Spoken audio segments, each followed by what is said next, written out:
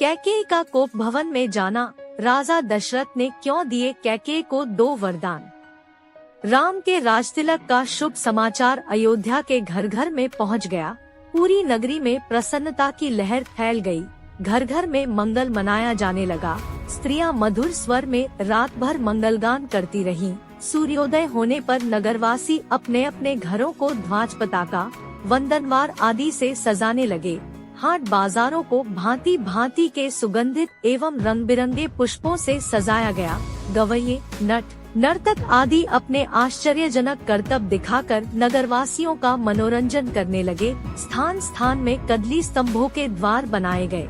ऐसा प्रतीत होने लगा कि अयोध्या नगरी नववधू के समान श्रृंगार कर राम के रूप में वर के आगमन की प्रतीक्षा कर रही है। किंतु राम के राजतिलक का समाचार सुनकर एवं नगर की इस अद्भुत श्रृंगार को देखकर रानी कैकेयी की प्रिय दासी मंथरा के हृदय को असहनीय आघात लगा। वह सोचने लगी कि यदि कौशल्या का पुत्र राजा बन जाएगा तो कौशल्या को राजमाता का पद प्राप्त हो जाएगा और कौशल्या की स्थिति अन्य रानियों की स्थिति से श्रेष्ठ हो जाएगी। ऐसी स्थिति में उसकी दासियां भी स्वयं को मुझसे श्रेष्ठ समझने लगेंगी। वर्तमान में कैकेयी राजा की सर्वाधिक प्रिय रानी है और इसी कारण से महारानी कैकेयी का ही राजमहल पर शासन चलता है। कैकेयी की दासी होने का श्रेय प्राप्त होने के कारण राजप्रसाद की अन्य दासियां मेरा सम्मान करती हैं। यदि कौशल्या राजमाता बन जाएगी तो मेरा यह स्थान मुझसे छिन जाएगा। मैं यह सब कुछ सहन नहीं कर सकती। अतः इस विषय में अवश्य ही मुझे कुछ करना चाहिए। ऐसा विचार करके मंथरा ने अपने प्रासाद में लेटी हुई कैकेयी के पास जाकर कहा, महारानी, आप सो रही हैं। यह समय क्या सोने का है? क्या आपको पता है कि कल राम का युवराज के रूप में अभिषेक होने वाला है? मंथरा के मुख से राम के राजतिलक का समाचार सुनकर कैकेयी को अत्यंत प्रसन्नता हुई। समाचार सुनाने की खुशी में कैकेयी ने मंथरा को पुरस्कार स्वरूप एक बहुमूल्य आभूषण दिया और कहा, मंथरे, तू अत्यंत प्रिय समाचार लेकर आई है।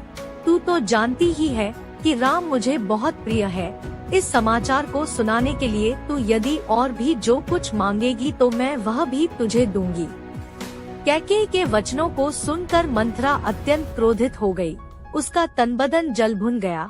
पुरस्कार में दिए गए आभूषण को फेंकते हुए वो बोली, महारानी, आप बहुत नासमझ हैं। स्मरण रखिए कि सौत का बेटा शत्रु के जैसा होता है।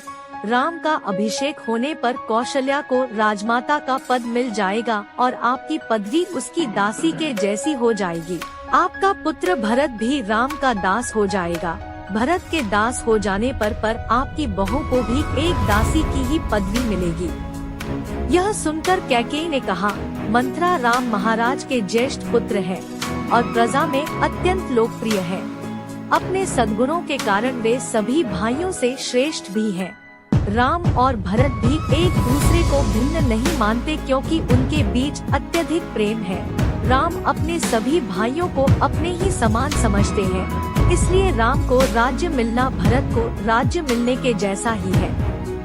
यह सब सुनकर मंथरा और भी दुखी हो गई। वह बोली, किंतु महारानी, आप यह नहीं समझ रही हैं कि राम के बाद राम के पुत्र को ही अयोध्या का राज सिंहासन प्राप्त होगा तथा भरत को राज परंपरा से अलग होना पड़ जाएगा।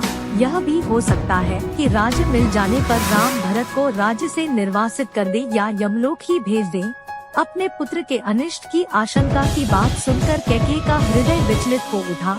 उसने मंथरा से पूछा, ऐसी स्थिति में मुझे क्या करना चाहिए?